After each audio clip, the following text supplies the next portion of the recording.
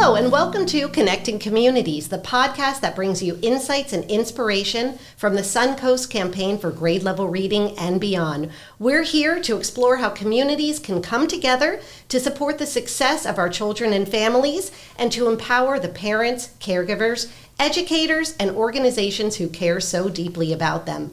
Thanks for joining us on this journey.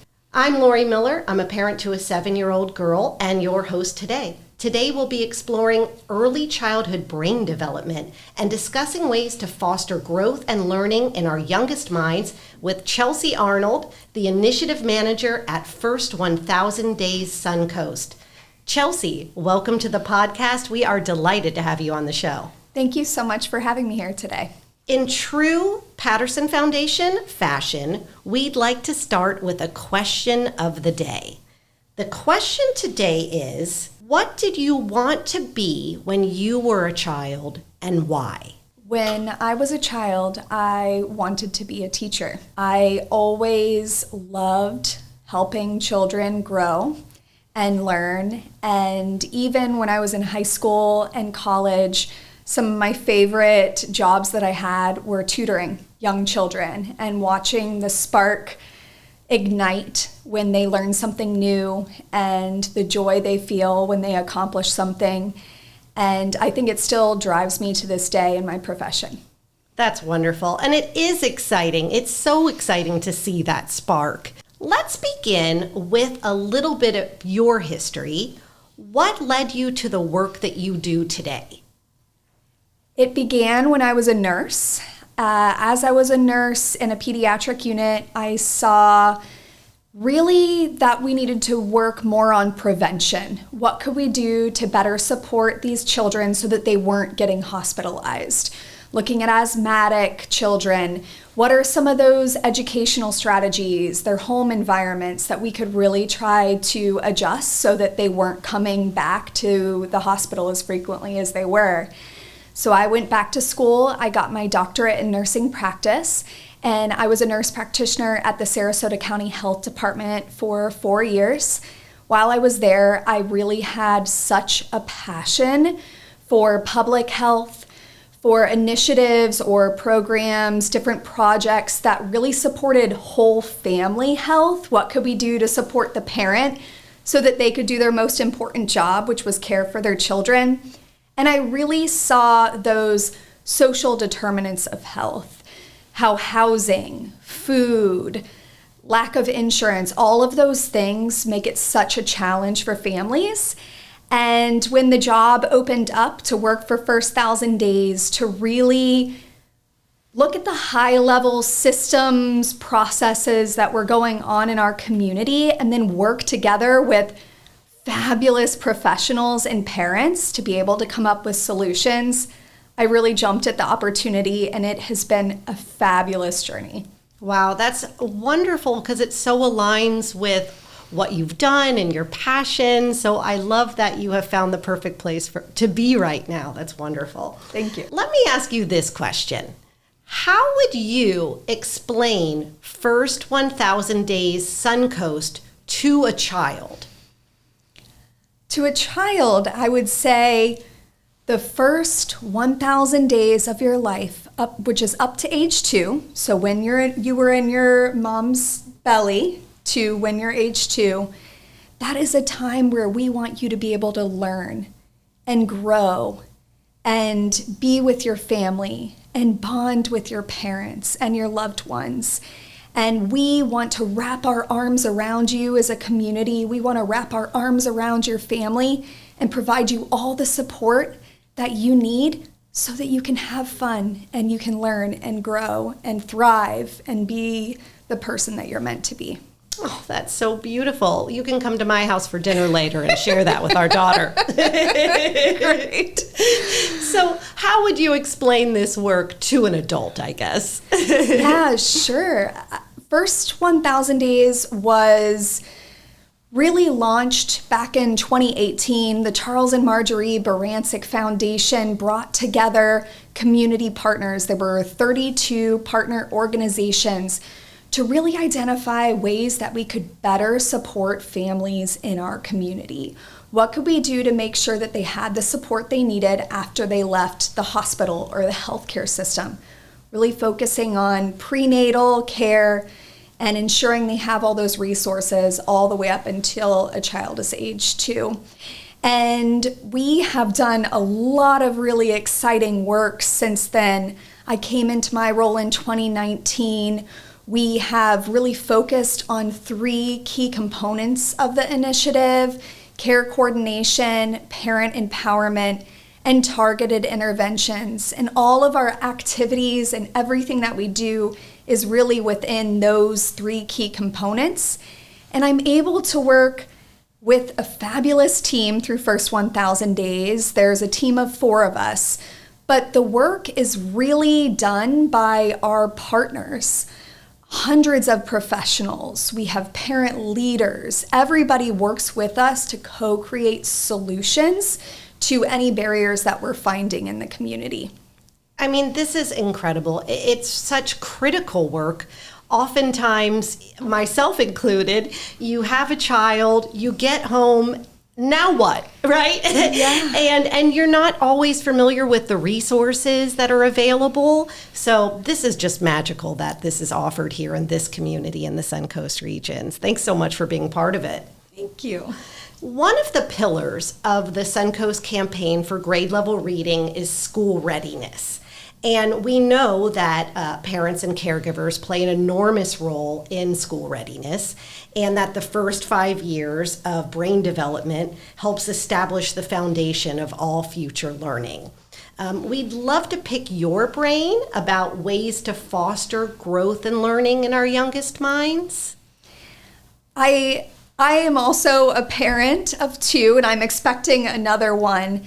And I think for parents in our community, it's really providing that background information on the why. Why is it so important to read and sing and talk to my babies and teach them how to count, even when they're a tiny little baby? Why should it start on day 1? And I think because that baby can't communicate with them, they have a hard time understanding the why. And so giving them the tools is really important, making sure that they have access to books so that they can read to their children, ensuring that they have access to parenting programs so they can learn how to interact with their children is really important. And I think through the Suncoast Campaign for grade level reading and also the work of First 1,000 Days, we're really trying to get the messaging out about tools and resources that are available, but also the why behind what parents should be doing with their children. That's an excellent point. It is so important to understand, why am I doing this? Because it really is for a really important reason. What would you say to somebody who is like, why am I reading to my 2-month-old? They can't read. They're not following along. They can't even follow the pictures. I would say that babies are starting to make noises from the very beginning. The grunting, the crying, that's communicating. Then they start to coo and make some noises and exploring how their voice sounds. And they're modeling what they're hearing from you. And so the cooing turns into the babbling, which turns into the talking. And the more that you're interacting with them, the greater their vocabulary is going to grow, the more confident they're going to feel in trying out some of those new noises. Communication is interesting because when they're little babies, them being able to smile and make those noises and then you laughing and responding back, that is communicating. It may not seem like it to us, but it is. And it's something special that then they keep because they were able to have that interaction with you. That's great. Great advice. Okay, let's say I'm a brand new mother. How do I go about finding you guys? Is it something I get in the hospital? How would I know that you guys exist? Families learn about us from a few different ways. One, they get information about first 1,000 days prior to discharge from Sarasota Memorial Healthcare System. Both hospitals have a brain development bag that they receive, and it has our first 1,000 days logo on there, has the Vroom booklet in there, and some information about our first 1,000 days navigation program. Another way, which has been incredibly successful, is social media. We do paid social media ads sharing about our navigation program if people need assistance getting connected to resources. And we develop these paid ads with parents. So parents from our parent advisory committee provide feedback. And so we make sure that it's going to be something that resonates with other parents. And then another way is healthcare providers, OBGYNs, pediatricians are learning about our work. That partnership with the healthcare system is so critical. And so being able to get in front of those healthcare providers and let them know about our work. And then last, I would say events and word of mouth. We have been really fortunate to be able to participate in so many different events. The pop-up laundry events that Suncoast Campaign for Grade Level Reading does. We've had a lot of families who have come to us through that. And so that partnership has been really fantastic. And parents, once they learn about our fabulous family navigators, Tina and Renee, and the support that they're able to provide them, they share it with their friends and with the community. And that word of mouth is really special because it means that we're working some magic. The best referral you can get from a friend, right? Somebody you trust. Yeah. I'm curious about this brain development bag. Is that what you said Yes. it's called? First of all, who doesn't need that? Right. Even adults, I could use that today. So what else is in this brain development bag? That's really interesting to me. The concept was really developed by the Studer Community Institute, and what they do is they provide a brief video explanation prior to being discharged from the hospital after they have a baby, and it just has some information on the importance of those first 1,000 days and how important it is to start interacting and reading and singing to your baby from day one. And then they get provided this brain development bag that they're able to go home with. Has the Vroom booklet in it with some activities that they can do with their kids, information about first 1,000 days. It may have a safe sleep sack or a little t-shirt that talks about safe sleep because that's really important.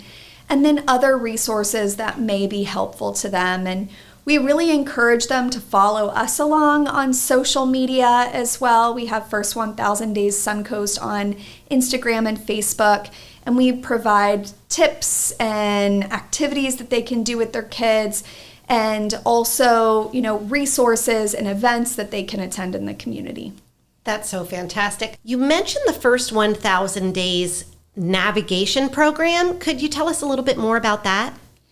Yeah, difficulty navigating the system was one of the top barriers to care when the initiative was first spearheaded.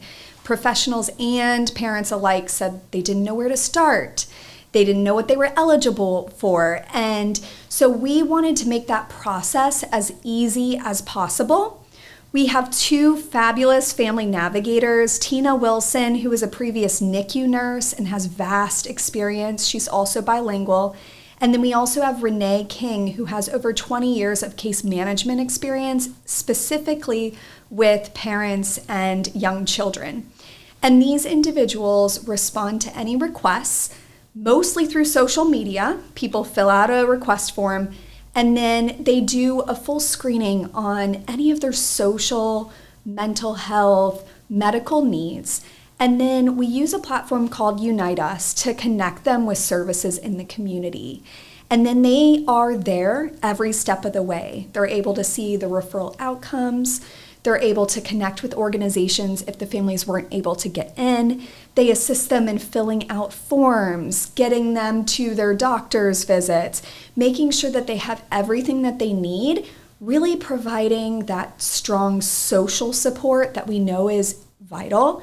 And they also are there for the child's entire first 1,000 days. Families are welcome to come back if they need something again in the future. and we're able to continue to assist them through that journey. And the family navigators really are just meant to be a kind, warm line for anyone who's struggling with anything. They can reach out and we can get them the assistance they need.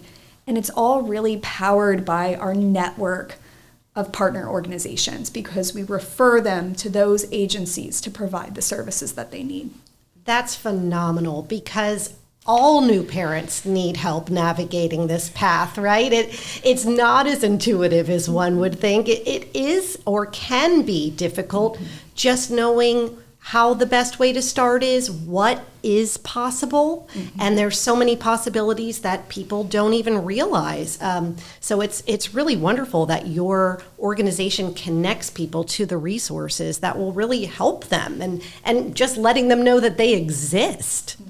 Is there any website or book or resource that you would recommend to listeners that are interested in learning more about early childhood brain development? Yes, we highly encourage parents to sign up for the Vroom app or the Vroom text messaging service. This is information that we provide at Sarasota Memorial Healthcare System prior to discharge. We encourage them to sign up so that way they can get information on activities that they can do with their children. Because again, sometimes it's hard to know, what do you do with a tiny little baby? What's going to help them explore their world? And so having some tangible activities is really helpful. And we're so grateful to the Suncoast Campaign for grade level reading because parents also get to go home with a little booklet, an activity booklet, so that they can have that tool as well as their child is growing. It is a great tool, Vroom. I know that I have that app myself, and it's like fun because you can use it places that are unexpected, like in the line for a grocery store. You're like, what else could I be doing here? Let me pull out this Vroom app. Let's see if there's something educational I can squeeze into this time that you'd least expect it. So it is a great app. The activities are short and it's intuitive. It's easy to use, and it has great suggestions. Thanks for that. Is there anything that you're excited about that's upcoming that you'd like for listeners to know? Yes, First 1,000 Days was able to complete its second strategic plan, and we did this together with parents in the community, professionals that we work closely with, and we're really excited to be able to dig into that strategic plan with a focus on prenatal care, on severe maternal morbidity, which means a really serious chronic illnesses or, challenging pregnancy situations. And it allows us to focus more on that prenatal space and ensuring that families have everything that they need prior to the baby coming, making sure that they have that education on brain development before the baby gets here. And so the earlier we can support families, the earlier we can reduce that stress and prepare them, we know the better off they're going to be. And so making sure that they get that connection to care is also really important. Also, the more that you know going into having your child prior to having your child, the more set up for success you are. Instead of when you're tired and you're not sleeping and your kid's awake all night and you're worried about feeding your child. And that's the time where you're not reading as many books as maybe you could be. So definitely the preparation, I think, is a key component to the success of the first 1,000 days. How old are you at 1,000 days? For us, with First 1,000 Days, we consider that prenatal time to be within that 1,000 days. And so, day one is going to be really at conception, and then going all the way until really your third birthday. So until 2, so third birthday. And so some people consider, it to be the day that they're born. But for us, it's really just to focus on what can we do to support that development while the baby is still in utero? What can we do to support those families prior to the baby arriving? And we also know that there's a lot of development going on in there when the baby is in mom's belly. And there has been research that shows that, certain music that's played up to the belly, that it can calm the baby when they're born. And so the things that you do during pregnancy can greatly impact the trajectory of your child's life. I've always heard that music played does make a difference, and I've always wondered about that. Do you play, since you right now are pregnant, is there any particular song that you play for your baby? I'm sure that this baby is hearing a lot of loud noise from their older brother and sister and a lot of racket kind of music and Christmas songs. But I think that will prepare them for when they're here, and hopefully that'll keep them calm. Is there any music that you played your firstborn? Yes, I really enjoy classical music, calm music. It really helps ground me. And when my daughter was born, just sang to her a lot. And that singing that we did when she was a baby would calm her, and we still sing the same songs. And now she sings them with us and sings them with us to her brother, and I think that's really special.